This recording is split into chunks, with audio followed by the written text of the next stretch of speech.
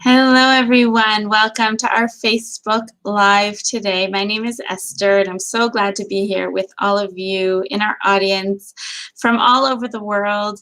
We have Barbara from Kentucky, Elaine from Canada, Lorendana from Italia, Bev from California, Annette from New York City.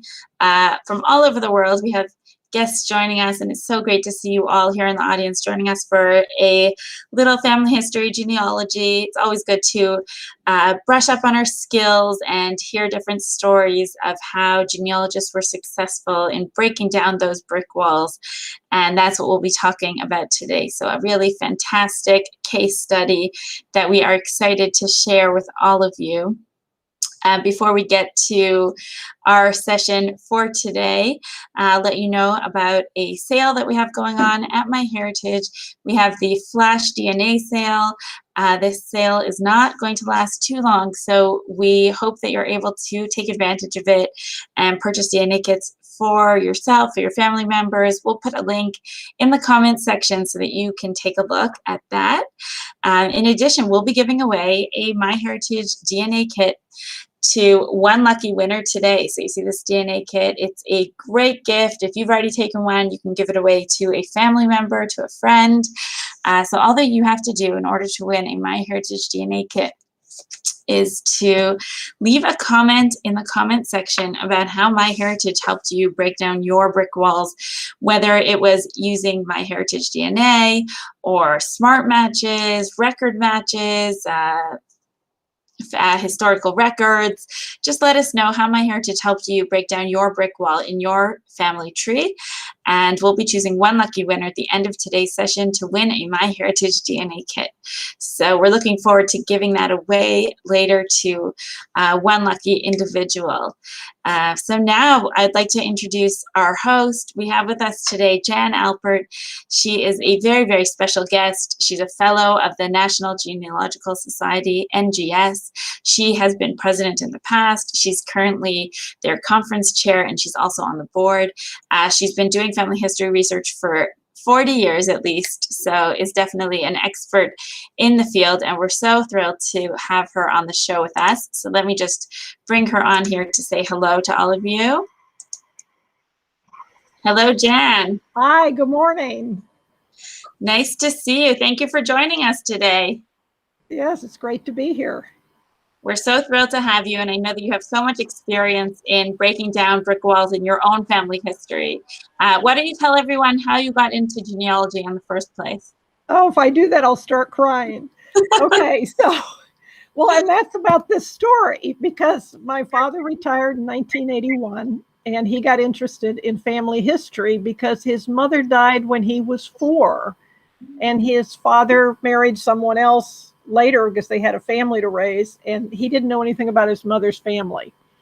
But this story today is about his father's family, and it's really about my father passed away in 1988, and I'm just amazed at how much I have found since then. But the key to this story is a document that we found in 1987 that was wrong, and because of that, we never solved the brick wall.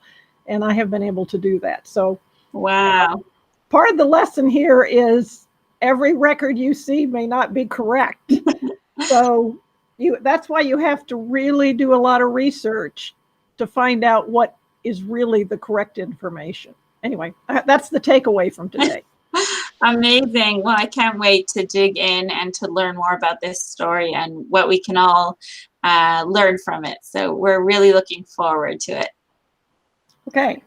Shall I bring up your slides? Sure. And then we'll have time for questions at the end. That'll be great. Yes, exactly. So to all of you out there, we'll be taking questions at the end. So jot them down at any point in time throughout today's session in the comment section, and we'll collect them all, and we'll be asking Jan at the end. In addition, comments, questions, as I said, enter our draw today by leaving a comment about how MyHeritage helped you with your brick walls in your family history. And in addition, I'd just like to say this before any of our Facebook Lives to everyone everyone out there in our audience that all of our Facebook Lives are available on the MyHeritage Facebook page for viewing afterwards under the videos section. So feel free, if you want to rewatch today's session after it's over, or watch any of our other taped sessions across all of our languages. We have over 300 taped Facebook Lives. So lots and lots of great content there for you. And we suggest that you all check it out later. So I'll bring up your slides now, Jan. Good, perfect. Let's get started. Great.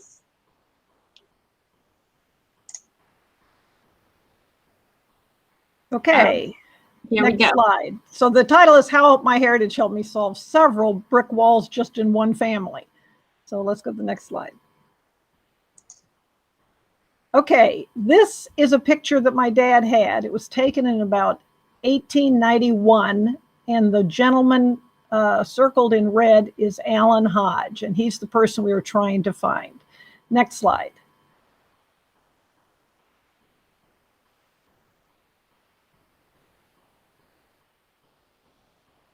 Okay, the woman standing is my great-grandmother. The gentleman sitting with the little girl is her husband, my great-grandfather, and Alan is my great-great-grandfather. But the little girl in the lap will be part of the story as we proceed. She is the oldest child. Okay, this all started with the U.S. 1860 census for Steuben County, New York. And I found two people with the same surname living next door to each other, Andrew J. Hodge and my Alan C. Hodge. The whole point of this is you can't immediately assume they're brothers. They could be brothers, they could be cousins. It's likely they are related because they are of similar ages. And neither one has much money, as you will notice. Next slide. So the real question is, were Alan and Andrew Hodge brothers? And what's important about this is to solve a brick wall, you cannot just research your direct relatives. You have to research siblings, because for every sibling, you have so many more records available. So when I started to research Andrew J. Hodge, who could be his brother, all the trees I found on Ancestry had the wrong information. What I knew about him is he went by Jackson Hodge. And when you go to research someone, you have to find enough information to know all the names that they might have been known by. He died in 1867, and his wife moved to Whiteside, Illinois, and married again. His daughter moved to Missouri, and most people related to her did not know her father's real name. Next slide.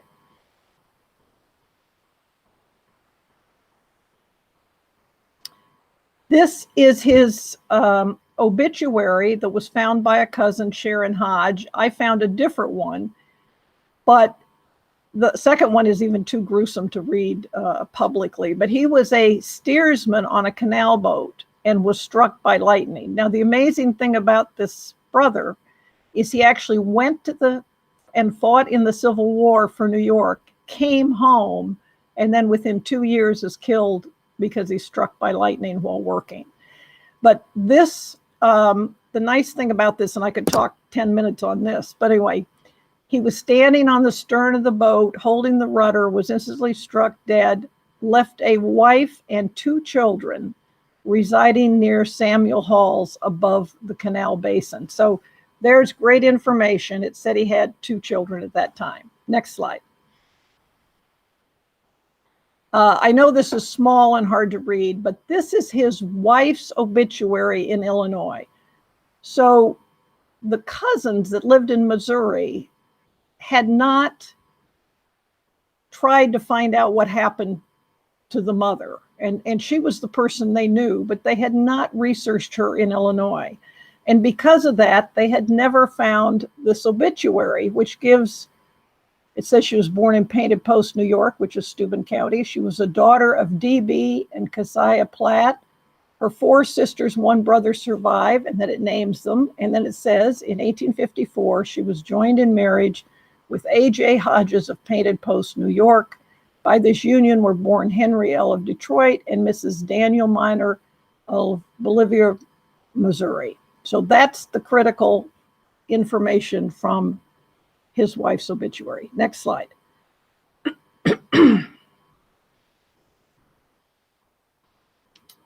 But I also researched her sister. Her sister was Sarah, married to James Thomas. I found that in the Illinois statewide marriage record. And when Mary Hodge's husband died, she moved to Illinois and married her sister's brother-in-law. So again, you have to ask questions. Why did she end up in Illinois? And that's when I found the relationship. And then her sister's husband died and she married a second husband. These are some of the complications in genealogy because women did not have money.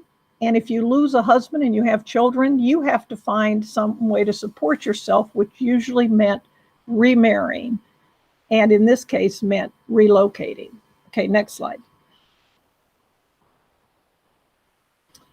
So in the 1850 census, this is Mary before she married, because remember she married in 1854, and this is her with her parents. And at that time, she had 2 brothers and 2 sisters. The one name is Eleanor, even though it's very hard to read.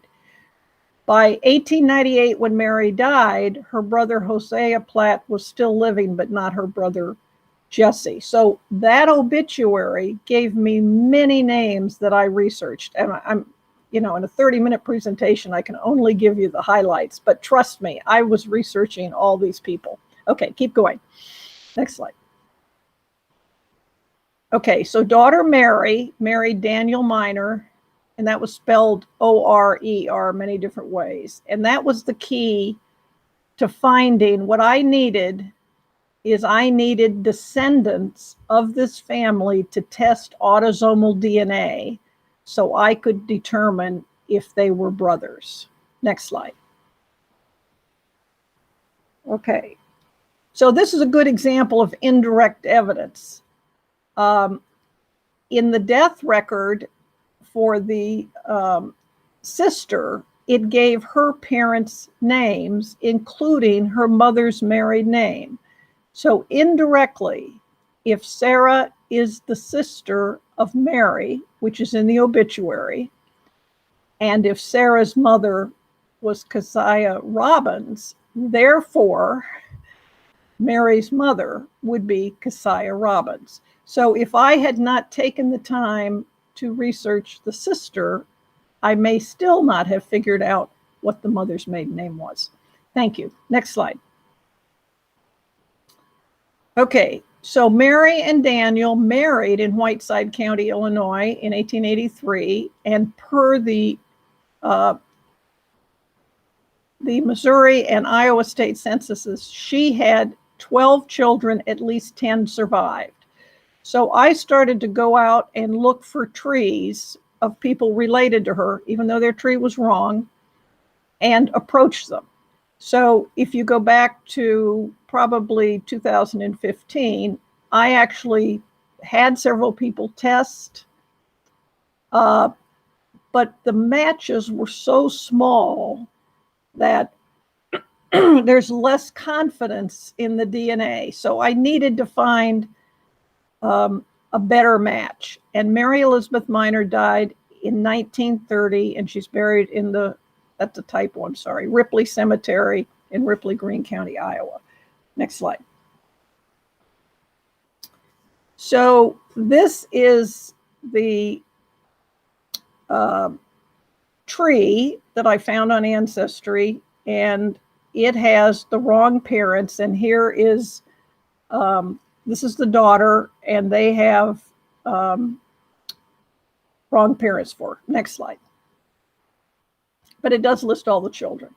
Okay, this is the document that on which this branch of the family based wrong information. And I hope you can see it, but underlined in red, it looks like the father was A.G. Hodge. And it looks like the mother was Mary, and it actually says Blixer. And I have no idea what that is. But because the family, and this was signed by her husband, he was the informant, because he put a letter that looks like a G, they all decided his name had to be A.G. Hodges. So they went out and looked for people with those initials and came up with the totally wrong person. Next slide. And that's how all the trees are wrong. This is Mary herself as the informant on her brother's death certificate in the adjoining county. And she put A.J. Hodges, even though she left the D out of Hodges, and the mother was Mary E. Platt. So again, if this family had researched her brother, they would have found the right information. And instead, they've operated for years with an incorrect tree. And you know what happens when you have an incorrect tree? It gets copied by everybody. And so it has spread. Next slide. So when you have conflicting information, and I'm saying this in 1 or 2 sentences, you need to help you determine what is right, is you have to determine who likely gave the information and did they know it. So when Mary gave the information for her brother's obituary, she knew who her father was. When her mother's obituary was written by either her daughter or her mother's sister, who was still living, it was likely correct. So her husband, writing at her death, is the one that had the wrong information. Okay, next slide. Okay, so they came up with a wrong person in a wrong part of New York. And if you look at the top under Mary Platt, they have her living on Long Island, New York. So clearly this family was from Steuben County, New York, and they needed to be looking for records in Steuben County, which they would have found. Next slide. And here's how the incorrect tree came out. They had it Absol Gilbert Hodges, and his father was William Carpenter Hodges. That's correct. That's his right father. But that is not the father of Mary. Okay, next slide. Okay, so I had these small matches on Ancestry, and I didn't sign up to MyHeritage until May of 2019 when I was at the one of the NGS conferences, and Daniel always has a booth, and I said, okay, it's time, I need to do this. So when I signed up, one of the very first good matches I got was with somebody whose last name is Baldwin. And he's a descendant of this minor couple. His tree was wrong, but after sending him the same information I just showed you, he corrected his tree. And as a result, he was the first MyHeritage theory of relativity that I had. So I was excited. And if you can see, he and I share like 61 centimorgans. So this is a big match. This is a good match. Okay, next slide. And best of all, MyHeritage has a chromosome browser. So that's what I like, because it enables you to see who your shared matches are and know for sure if you share the same ancestor. So this is how much DNA I share with Baldwin, and it's on 2 different chromosomes, the first chromosome and the second chromosome. Next slide.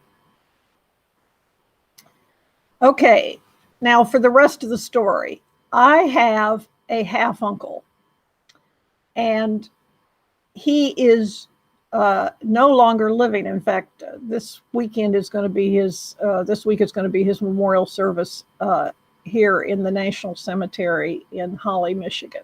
on Thursday. But he has been one of my great DNA providers. He provided Y-DNA and autosomal DNA on everybody who offers it, and he did the big Y as well.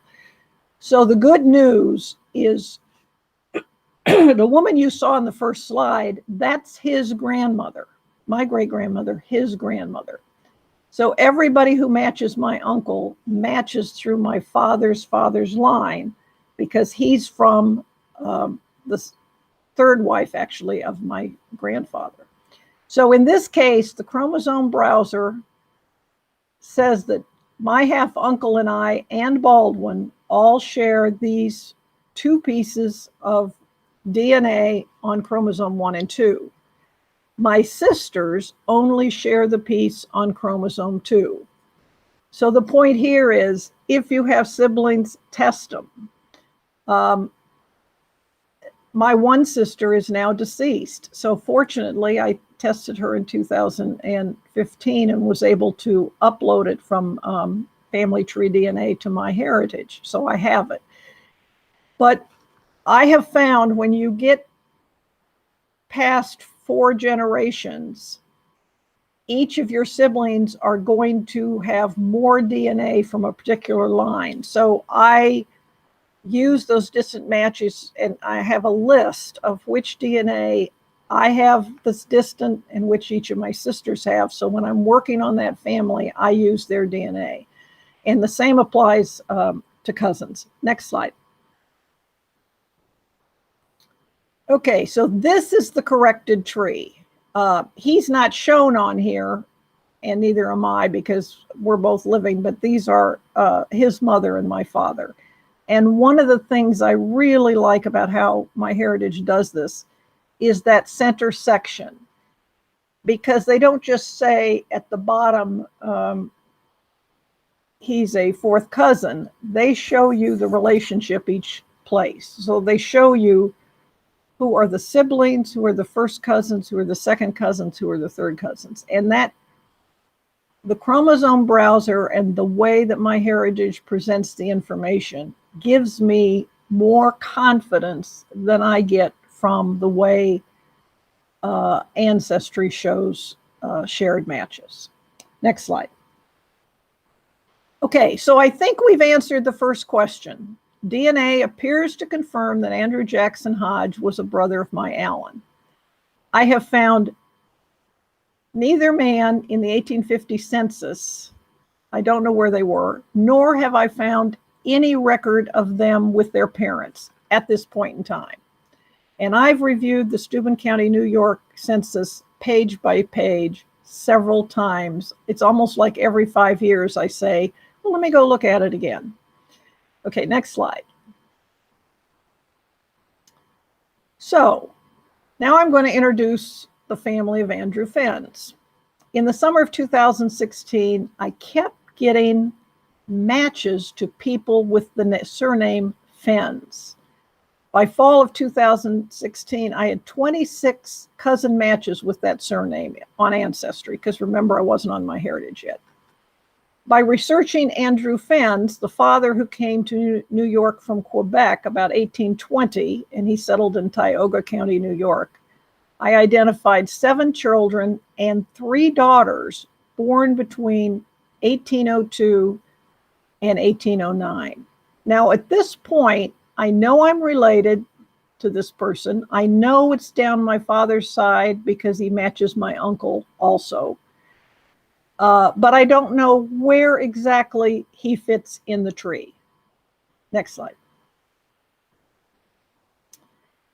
So in 1865, New York State has state censuses on the 5. So this is one of the availability of the New York Census online has been so important to me to solve brick walls, because there is information in the state census that's not in the federal census, including saying in what county they were born. And that can be critical. Now, in the case of my Alan, he was very inconsistent. Sometimes he said Chemung County. In this case, he says Steuben, which isn't right. Chemung is correct, but it was in a location that had been Tioga County. So it's important to look at the state census because every census has different information. It's also important to know what counties were broken off of parent counties and in what years, because you have to be looking for records in all those counties. So anyway, in the 1865 census, listed next to my Allen is, and it's hard to see, is Martin Fenn's. So one of my first points would be to say, maybe Martin Fenn's was the father and Allen's illegitimate. But I have done Allen Hodge's Y-DNA through a Hodge cousin, and his Y-DNA matches a group of 11 other Hodge men. So the Y-DNA tells me that that's not the alternative. So on that point, I said, well, maybe my Allen is related to one of the Fenn's daughters. Okay, next slide. So as I told you earlier, there were 3 daughters. I started researching all of them and all the sons. And in the 1865 census, Elizabeth Shaw says, and her husband Eastman Shaw, they say this is their second marriage and she had 11 children. Next slide. So then by putting Elizabeth in my tree as possible mother for Allen, then I got this theory of relativity match that said I descend from Elizabeth through her first husband, and George Shaw descends through Elizabeth through her second husband. Now, at this point, it really is just a theory. We're not sure. Okay, next slide. So on MyHeritage, on the 16th chromosome, I match, her name's Lana, and she also matches my uncle, and the DNA match is on the 16th chromosome. Next slide. So I got on the phone with her. She still lives in New York. She and I match 14 centimorgans, and she descends from the George Shaw you saw on the chart. My sister has a larger match with her. She matches her 20 centimorgans. So there's more to this than what's on the slide, but actually on her death record, they had an incorrect birth date for her. And because of that, everybody thought her marriage to Eastman Shaw was her only marriage. But in fact, her actual birth year was 1809, which made her, then they start to ask, she was a little older when she married George. So when I talked to them, no one in that family had known she was married before. None of them had looked at this 1865 New York census. And why? Because they knew she was the mother of George Shaw, and they didn't need to know. So there were no trees out there that had a previous marriage for her. And when I talked to Lana, and I said in the conversation, what was her married name? And she said Shaw. I said, you know what? I know the name Shaw. I've got to dig through my Hodge file, which now is, at this point was probably 6 inches thick, and see where that name came up. Okay, next slide. And my uncle has another match to George Shaw on MyHeritage that I don't have. So this one is too small for me. Okay, next one. Okay, this same cousin that I met through DNA, I had no idea about her, knew where Elizabeth Fenn's and Timothy Eastman Shaw were buried. Next slide. This cemetery is right outside of Painted Post. It's up on the hill. And I made 2 efforts to get to this grave in the last 3 or 4 years, I guess. The first time, my husband and I were there on the way back from a trip. And it was raining so hard, and it's all wooded. This is a deserted cemetery. He said, I'm not going to let you climb up that hill in the rain. You'll kill yourself. But finally, in 2019, I was able to find it. And that's the stone that is broken. And it's just, there are about 14 stones up there. Next slide. So I found the original death certificate for my great-grandmother, my uncle's grandmother, the woman I had circled in the second picture. And look what it said on her death certificate. It said her mother was Mary Shaw. Now that was not correct. And when my dad and I found this document in 1987, we said, well, that's wrong. We're going to ignore it. But I wasn't a good genealogist then. I didn't know that when you found evidence that was not correct, you needed to think about what was wrong with it because it's a clue. Okay, next slide. So here's my explanation today of what I think happened. Eva's mother was Mary Borth. The death certificate for her other siblings said that. So I know that. And Mary is who's listed in the census, and I have researched the Boers all the way back to Schoharie, New York, and they were Palatine Germans. So I know that's right. Eva's grandmother was Betsy Fenn's. I know now because of DNA.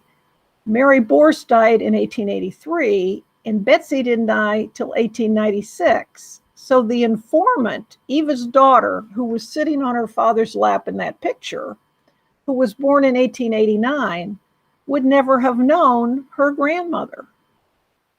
She would have known Betsy Shaw, but as the informant, she confused 2 generations of grandmothers and answered Mary Shaw. And I had that name Shaw for 25 years and ignored it.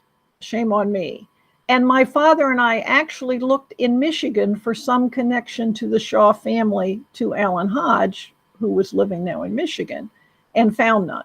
But we never looked for the relationship back in New York. Next slide. Okay, so here's one of the benefits of DNA. DNA by itself is just a clue. You can't take it and say definitively that's right, but it seems to indicate that this is right. I have a transcribed copy of the Hodge Bible, which says Alan Clark Hodge and Mary Borst were married 11 February 1853 by John Day, Justice of the Peace, and this is in Steuben County. Just last fall, a few months ago, a distant third cousin who's on Ancestry and MyHeritage, and I did not know who she was until we had a DNA match, and I had reached out to her and we've exchanged many emails. She posted a document in the gallery on Ancestry that proves the relationship. She had gotten the document, and when you see something like this, because she's 94, I had to ask her, how did she come, what's the provenance of how she came to this document? So she'd gotten the document from her uncle, born in 1901 and died in 1985. He had a scrapbook with family photos and documents. My cousin, who's 94, has bad eyesight, and when I said to her, do you know what this document is? She said she had not looked at the witnesses. Next slide. Okay, she had the original marriage certificate for Alan Hodge and Mary Borst, and you can't really see it, but the first witness is T.E. Shaw and Elizabeth Shaw. And the second witness is A.J. Hodge and Mary E. Platt. because they didn't get married until the next year. So here, this document was in the family of a third cousin, and it took me basically 39 years to find a copy of it. Now, to me, when I combine this document with the DNA, then I think we have a good case that that Elizabeth or Betsy Fenn's is my Alan's mother. Okay, next slide. We're almost done. So then, this fall, almost the same time I found the marriage certificate, I started getting matches to Philip Hodges and Sally Ford. And here is one of those.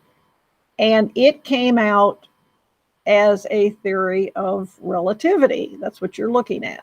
Okay, next slide. And here it is on the chromosome browser. So all of my sisters and my uncle all triangulate and match on that second chromosome to Philip Hodges. Now, before we go on, the interesting thing about Philip Hodges, and you'll see this on about the last slide, he had a son, Alan C. Hodges, who was born in 1811. My Alan C. was born in 1831, 20 years apart. I spent years trying to prove that was the father. I got probates, I got deeds. I followed his children and came to the conclusion he was not the father. It now appears he was the uncle for which my Alan C. was named. So I have a 2-inch file on Philip Hodges and all of his children. So once I started to get those DNA matches, I was pretty confident that I had the right family. Okay, next slide. So then I went back and checked Baldwin. Now, what's interesting is I have 2 pieces of DNA to descendants of Philip Hodges, but Baldwin and my sisters only have matches on the second chromosome and not the first. Okay, next slide. So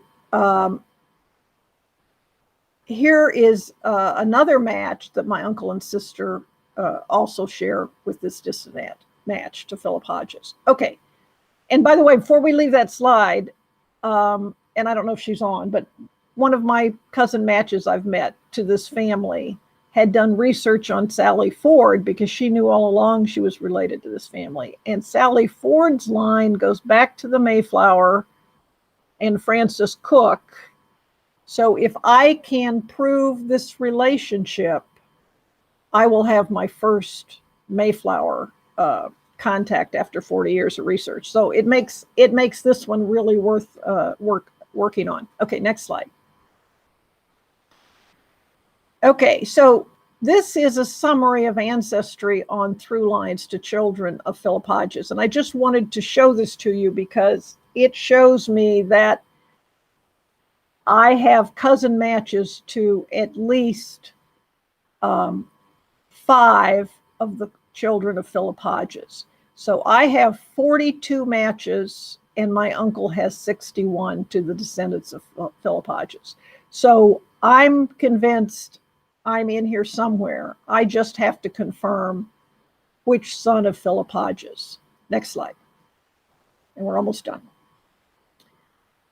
So using DNA between 2016 and now, I've been able to find cousins whose match indicate that Alan C. Hodge and Andrew Jackson Hodge were brothers. Their mother was Betsy Fenn's Hodge Shaw, and her father was Andrew Fenn's. I have found paper documents, the marriage certificate, which helps confirm the first 2 relationships. And then in 2016, a different Hodge cousin, who I met through the Y-DNA, found the paper cemetery record for A.J. Hodge in Elmira, New York, says he last resided with Betsy and Nathaniel Hodge. So that's the first place I got the name Hodge. And I'm still looking for more supporting documents. Next slide. Okay, so what are the next steps on Nathaniel Hodge? In 1830, there is a Nathaniel Hodge or Hedge, because it's hard to read, was listed in the 1830 census in Tioga County next to Andrew Fenn's Betsy's father. So I'm not sure yet that that's the same man, but I think so. The son, Nathaniel, of Philip and Sally, was in Northfield, Washtenaw County, Michigan in the 1850 census. He was a physician and had property worth $2,000. None of his descendants from his other children, by that I mean not Andrew and not Alan, which include Nathaniel F. and Clorinda, whom I both match on, I matched those descendants on Ancestry. Nobody knows what happened to him. So I'm in Michigan for the summer. I usually live in South Carolina, but my husband and I are both from this area, so we come back for the summer. It's cooler. And I'm going to be all over records for Nathaniel when the State Library and Archives open, and it was announced this weekend they're going to open August 4th by appointment. Next slide. I need to confirm that Philip Hodges' father was Isaac Hodges and determine which Isaac, because they're all over New York. It appears to me now that Philip's father, Isaac, was married twice and had children with each wife, and they moved from place to place across upstate New York. And next week, I'm going to be in upstate New York, and I've already emailed the county and historical society for an appointment while I'm there. But I want to leave you all with this last point, which is most of my brick walls have been solved by discovering and documenting second marriages. In the family of Andrew Fenn's, when I first got into it, including Lana, who was such a big help to me, they were all infighting about whether Andrew's wife was Mary or Permelia. And the answer is, I think, both. His first wife from Canada was Mary. She either died before he left Canada or shortly after she arrived. His second wife was Permelia. And I know that, at least I think I do, by working the state census and looking at where all the children were born and where Permelia was born, because she was not born in Canada. So if you have a brick wall, I say really consider looking for other marriages and look at your shared cousin matches, because even though they don't have something you recognize in your tree, it could be the same family and a second marriage. Okay, next slide. Is that it? Okay. So all I was going to do was tell you, if there's anybody out there related to any of these families, you can find me at Jan Alpert at AOL.com. And I want to hear from you. And if you haven't tested your DNA, test it and get kits for your siblings and your oldest relatives. And you want to have, this is a whole nother lecture, but you want to have an identified second cousin from each of your grandparents. If you can identify a second cousin from each of your grandparents, your research becomes so much easier. It just helps you separate your family into branches. Okay. I think we're ready for questions. Okay, fantastic. Just some really great comments that we got here as you were speaking, some really nice ones. Marco says, I wish I could be just as determined and patient as you are. Your determination in discovering your family stories after decades of search is very inspiring to me. Thank you for being our guest today.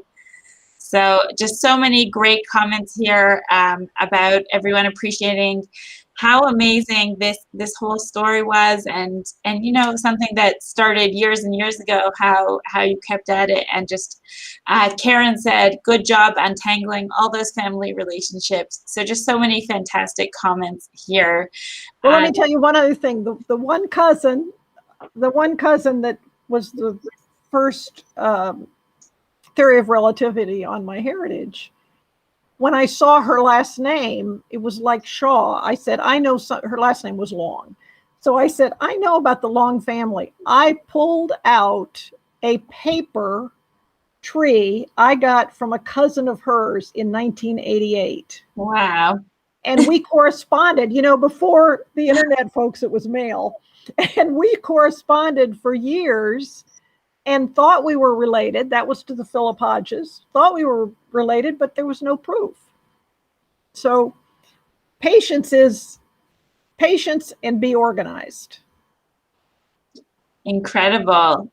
Katie says, thank you so much. That was so interesting. So just so many great comments here. In addition, we have so many great comments from viewers who have broken down their own brick walls. And if you haven't yet, please add your brick walls that you've managed to smash down thanks to MyHeritage discoveries.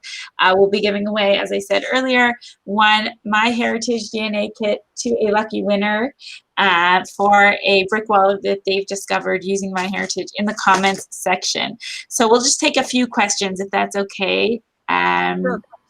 Okay, thanks, Jen. So let's see. We have a question here from Shelly. She says, trying to find a match for my grandson. His father didn't know who his father was. So I see names on his DNA that match mine and his mom's and his father's mom. How can I get closer to who his paternal family might be? You have to start from the closest match and build a tree for everybody. And it's almost like who you can't fit in all these other people. Start making a list of them. And it does take a good tree. So I have a list of, I'm in a similar situation because I have a great grandmother on my mother's side who was adopted, and I have not solved that yet. But I will tell you that what I have is I have everybody that shares with me and the other cousins on that line. I have that list of people. And then I have 2 or 3 trees that aren't filled out a lot. And I go in occasionally and work on researching those people's trees to see if I can fill it in and figure out what the relationship is. It's probably an illegitimate relationship, so you're not going to find proof of that relationship. What you have to do is go back one more generation and find it, and then look at who the sons were that could have been the father. And I haven't said it enough today, but geography is very important. So you have to find people with trees that were living in the same place where this person would have been born. It takes a lot of work. There's no, I mean, we do get lazy. We want to just go in and search and have, voila, it just pops up. But I've researched so far that most of my brick walls are before 1850. And I find DNA can be extremely helpful between the late 1700s and 1850 when people's names are listed on the census. But just keep trying. And sometimes it takes the right match. Sometimes it just takes the right cousin to solve it. So everybody test your DNA so you can help everybody else solve their problems. And we found, let's see, my first cousin's brother had a kid out of wedlock, and he pops up as a close match. And my cousins and I, we probably spent 2 weeks solving it. And then we go, okay, we know who he is. And his father won't talk to him, which is so sad. But anyway, the rest of the family's reached out to him. Wow. About the DNA tests, just to remind everyone, we did put a link in the comment section for our sale going on now. So if there are more family members that you'd like to test, definitely take a look at that. Jen, we have a question here from Marco, and he asks, is it worth contacting DNA matches with few centimorgans, like 20 or 30. Are they definitely related to us? Yes. So that's another lead in. Every morning, literally, and I did it this morning, every morning I get my cup of coffee, I go sit in my sunroom, I look at all my new matches, all the way down to 14 centimorgans. I have looked at every match I have down to 14 centimorgans. So, yes. I don't put much reliance if they're 9 or 8, but 14's a good match, I think. Okay, we'll take one last question from Rebecca. She says, my great-grandfather died in 1899, and I can't find any information about his death or as to where in Oklahoma he is buried. Do you have any advice for Rebecca? Well, he may not have been buried there, so you have to keep that in mind. He may have been shipped back to some other family plot, but I would say do a timeline. That's part of how I keep everything organized. So I find every record I can and where they were. And sometimes you just have to go to the location. You just have to take a road trip and work the library and the courthouses to see if you can find some other record with him. And, Elizabeth Mills does the fan club from Family Associates and Neighbors. And I'll tell you one other quick story. So, I mentioned this family lived in Painted Post, Steuben County, New York. When I first looked at the 1860 census, the only people I knew was my Allen. Now that I have filled out the Fenn's family, I would say 20% of the people in that town were related to me. And there are contacts with your person in that census, and you just can't recognize them. So it can work to look at the people that live around him and where did they come from, because people move together. And did he come, you think about Oklahoma, did he come in the Oklahoma land rush? Have you looked for his homestead? Did his homestead records say where he came from? Who were the witnesses on documents? All of those things could be helpful.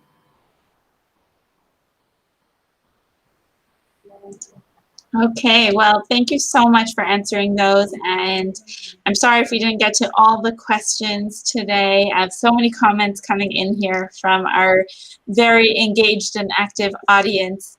But now we have to give away a MyHeritage DNA kit to one lucky winner. And as Jan said, it's just so much information that you can gain from testing yourself, your family members, everyone that you can.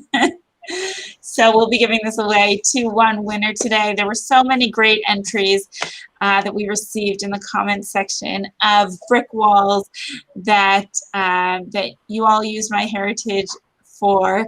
I'll just read a couple before I get to our winner, just a couple nice ones that we received. Kimberly said, I can't count the way that MyHeritage has helped break down walls between all the DNA matches that they've helped me confirm theories to finding a newspaper showing the marriage of my mother's birth mother and her father.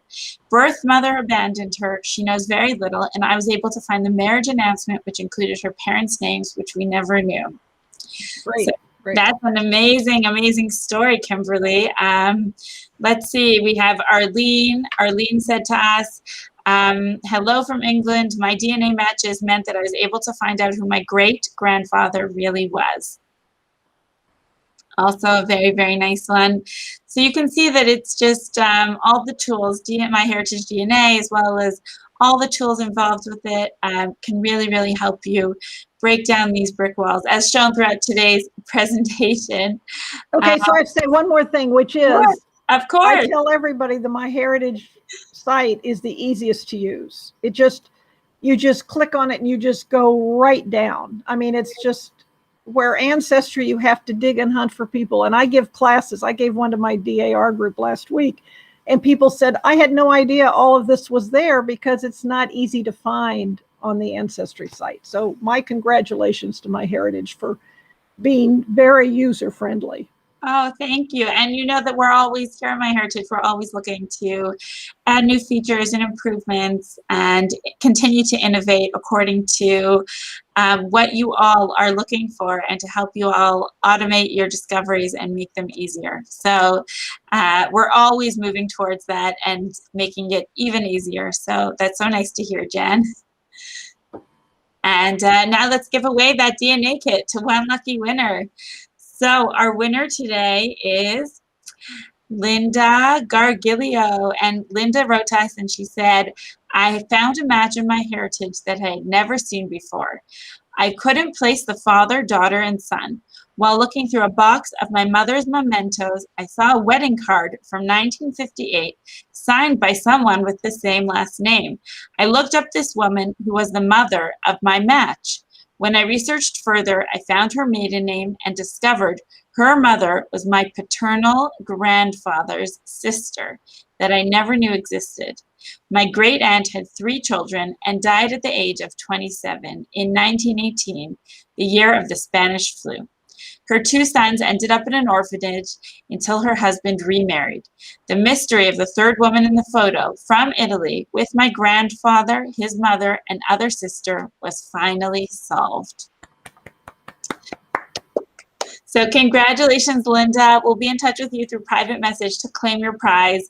That's an amazing brick wall. We love, love, love hearing stories like that. It just helps us see how important all the work that we do at MyHeritage is. So thank you so much. Jen, thank you so much for joining us today. Welcome.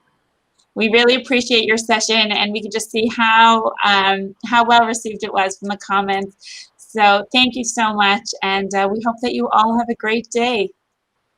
Thanks. Bye, everyone.